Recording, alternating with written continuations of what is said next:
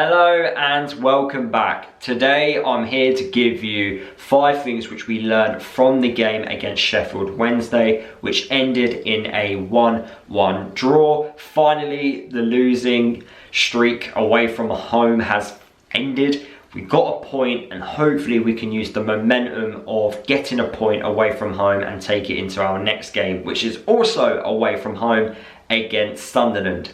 Very tough place to go to at the moment. The first thing which I want to talk about in today's video is about Morris, because I do think with the way we like to play under Matt Bloomfield, having just one striker up top is going to cause us a few problems. Now, there are rumours out there that Luton have agreed to sign a Norway striker. I will make a video on him very soon. That deal looks like it's done, so it's been clear from, I think, from the start of the January transfer window that we were looking for a striker because our current strikers are not quite doing it. And if you think about it, the last time our striker did score a goal, it was Colton Morris, and it was a gift. It was against Swansea where the back pass, it just fell straight to Morris, open goal, easy. Morris didn't even have a shot away against Sheffield Wednesday. That for me is a problem. I know attacking wise as a team we're not quite there yet. We're definitely miles off it in my opinion, and it will get better eventually with the right players and creating really good opportunities, but it's not working with the striker, whether it's Elijah Adebayo or Morris. Morris has played as a striker on his own before. He did this at Barnsley and he was successful at Barnsley. That's why we brought him to Luton Town. But since Matt Bloomfield's style of play, it just doesn't look like he's mobile enough. He is trying, I do think he is trying, but maybe he's trying too hard. He had the least touches of the game. He's doing a lot of running as well, but we just don't look dangerous at all, and I just have a lot of question marks whether our current strikers are the ones. On their day, they can do it. You don't score the goals they have scored in a Luton shirt if you're bad. You've got to have something about you, but right now we can't get it clicking for them. And I do think it's got to be looked at going forward, especially for the future of the football club, whether we keep them now with a couple of days left in the January window, or we let them go in the summer and kind of reinvest in that particular area and go down a different route.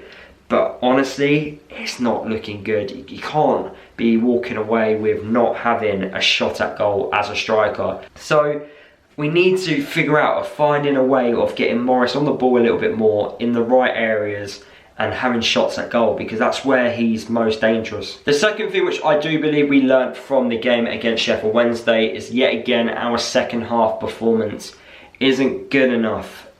Again, since the appointment of Matt Bloomfield, the last 4 games, the second half, we're just a completely different side. Are we just failing to adapt to the opponent when they do their changes during the second half to have an impact on the game? It's a shame really, because I feel like we're just undoing our hard work of the first half. Now, I know against Sheffield Wednesday, our first half, it was quite similar to the way Sheffield Wednesday were performing. It was just that one bit of quality that separated the two sides. But the second half, there was only one team that was going to win that game, and we were holding on. And in the past, we would have lost that game. But of course, we've learned that actually we can defend a little bit if we do the basics right, and we can grind out whatever the result is at the time, which was the point. So we can do it. It's just, yeah, the second half performance, we just didn't really have that attacking threat going forward, and that's something which we need to develop. I don't know if certain players just got too tired and they just lack that little bit of energy. I do think decision making has got to be better in the second half. Moving on to the third thing which we learned from the game against Sheffield Wednesday, and that was the impact of our new signings. Asgard, I did think was really good. Every time he got onto the ball, he tried to show a bit of quality. Technically, he looked really good. I did think he was getting better as the game was going on. I do think he went missing. That's not like a negative on him. I just don't think we were giving him the ball. So there was probably times during the game where it just felt like he wasn't on the pitch because we just weren't giving him the ball. I think we need to figure out a way to, especially in the second half, just finding easier solutions at giving him the ball, keeping hold of it, and being a little bit clever in our decision making, because I do think he can create opportunities, openings for us, and be a really dangerous threat in the final third. But it was nice to see what he can do in a Luton shirt, and I do think he will get better as, you know, games come at us thick and fast. Ali on the left hand side showed a bit of pace, bit of power, bit of skill. There was one moment where he got the ball on the left hand side, he cut inside, he beat his man, he had a shot, and then that fell to Josh Bowler, who had a shot, dragged his shot just wide. He looked really good, showed a bit of strength there.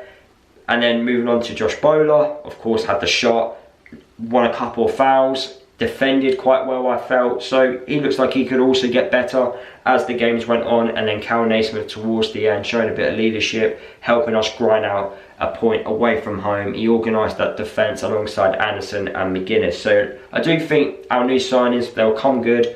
Matt Bloomfield said in his interview after the game against Sheffield Wednesday that from now until the Sunderland game, we're going to have 7 training sessions in 11 days. So during those 7 training sessions, hopefully the players, they work on how to create better openings, opportunities, and just get used to each other, because we have signed a lot of new players. The fourth thing which we learned from the game against Sheffield Wednesday was how good Mark McGuinness was. I said it in my match reaction, I do think he put in a captain type of performance in. I do think he's getting better. I think he's getting more confident as the games come. I do wish we signed him before the season started. I wish he was here with us during pre-season. There definitely is a good player there. I understand why we've signed him.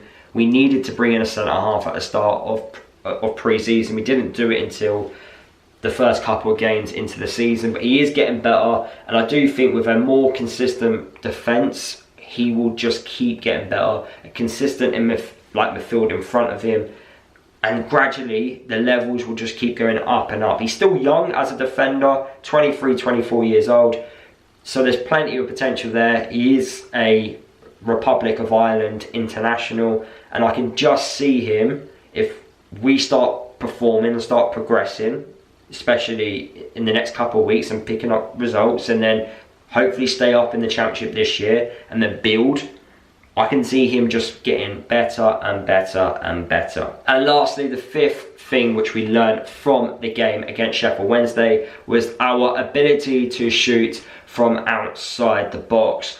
We had 3 shots from outside the box. 1 was a goal. Isn't it refreshing for us to shoot from outside the box? We've now brought in players that can do it, but we did have some players that had it in their locker, like Alfie Doughty with that unbelievable strike from outside the box. 1 touch, shoot. That's what happens when you have a shot from outside the box. That might have taken a deflection and gone in. That might have gone wide. That might have gone 80 yards above the crossbar. So what? You're having a shot at goal. That's what we as fans want to see. We want to see attacking football. Realistically, we do want to be entertained. You know, entertaining football, you're not guaranteed it, but I think it's a preference. You do want to see it, and that does involve having shots at goal. It involves causing problems for the, you know, opponent's goalkeeper. That's what we want to see.